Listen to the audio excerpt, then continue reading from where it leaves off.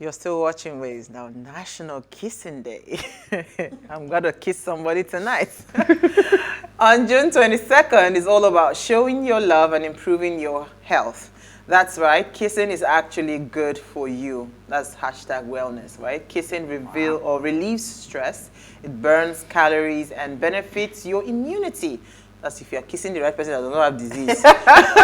So with so many perks, we can't imagine why anyone wouldn't want to celebrate, this day. Today, kissing is a form of communication. We use it to show love, or in some cultures, as a greeting.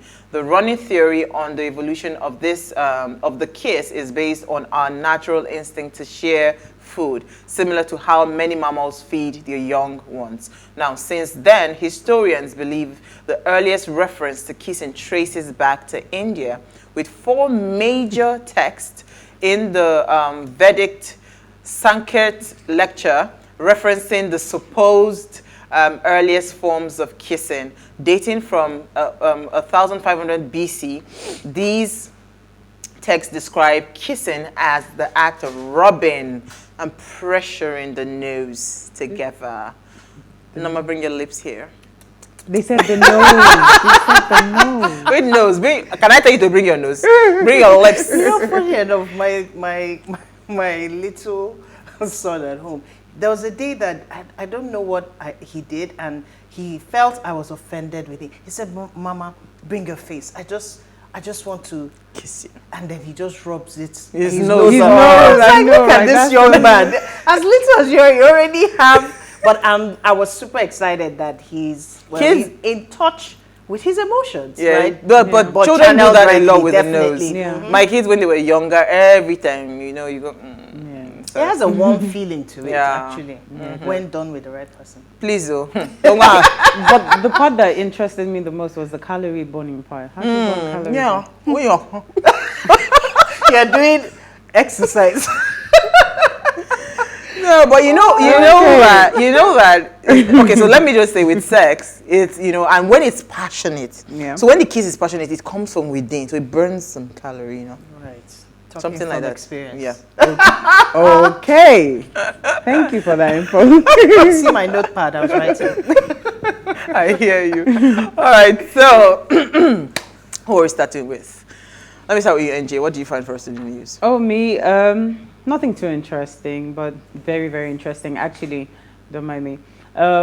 It was actually an article in Punch newspaper about Afe Babalola being recognized as the 400. I think they placed 400 globally.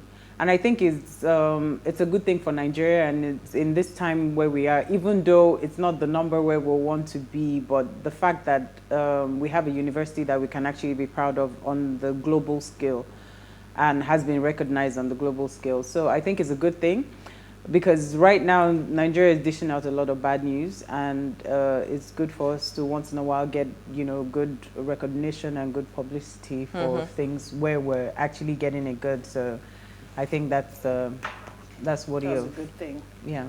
What do you? That's a private school, right? Yes, Afe Babalola University is it's called, the full is You have to find it. ABUAD. So Afe Babalola University. University Ado Ekiti. Okay. Yeah. So that's like a private school. Yeah. It doesn't belong to the state or the government, no. I don't think. You don't think so? I think it's a private university. Because I know that Covenant University at some point was graded. I don't know what number they are on globally. Yeah. But I know that they've always made that global list of best Yeah, universities. which in the is world. quite funny why Afe Babalola University was chosen. I'm happy for them.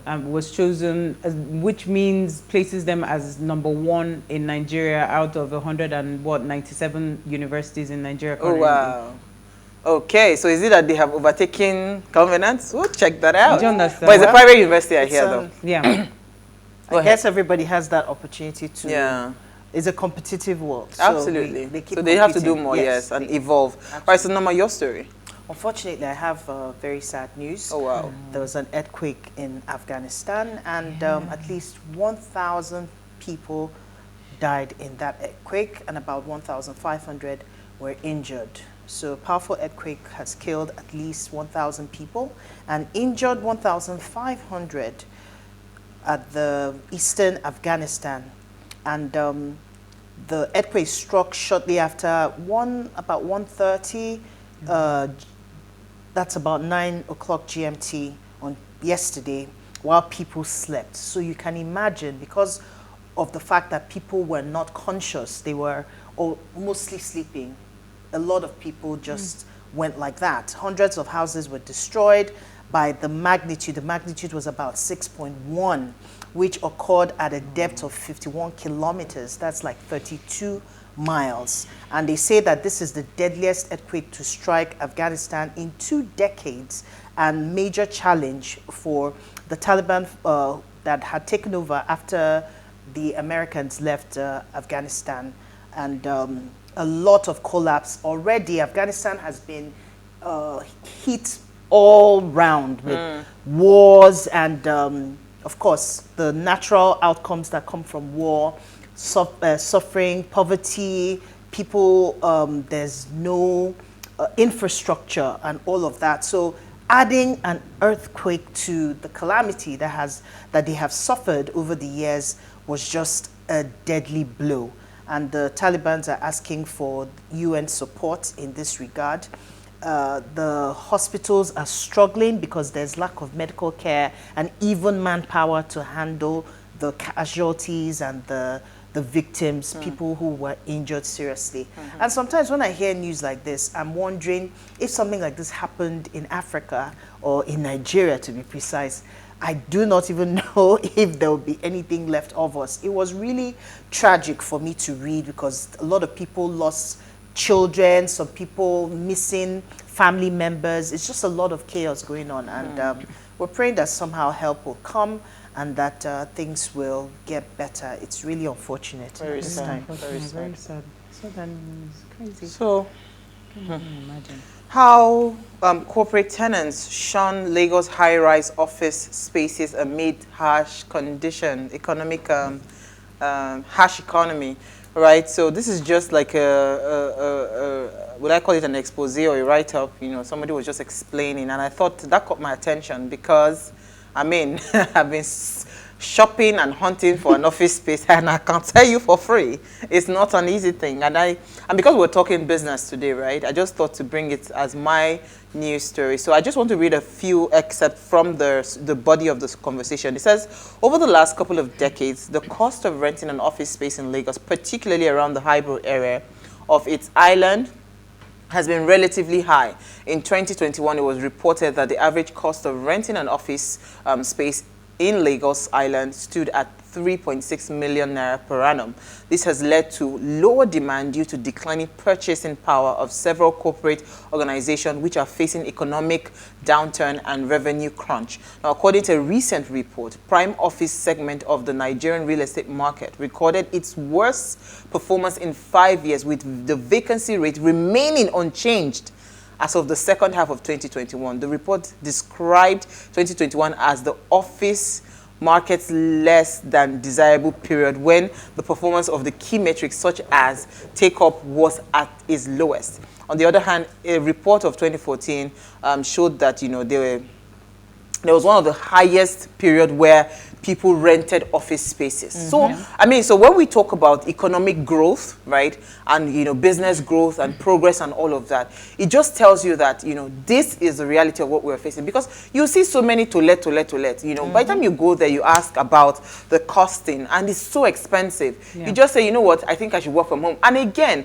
I believe that even COVID opened a lot of it opened our eyes to a lot of things that, okay, you really do not need an office space, especially if you're not interacting with. So I've seen a lot of startup companies, they have massive funding in terms of investment in dollars, but yet all their staff, they're working from home. So these are things that, apart from the things that we do, that we have to be in a physical studio. I mean, the Real in the US, they were doing the Real up until virtually for a while. I mean, it was almost 2 years they were recording from home. But the thing is, it was expensive because each anchor had to have a complete set. Literally a whole studio, camera to yourself, everything, because they were not using, it wasn't a Zoom thing, you know. But I'm just saying to you that even landlords need to start rethinking Yeah. because you cannot afford to keep your rents at a high price. So you might need to really crunch it down because really, everything is eating up your money. If it's not the fuel, it is the power. If it is not the power, it is the, what's it called? And people are prioritizing food. now.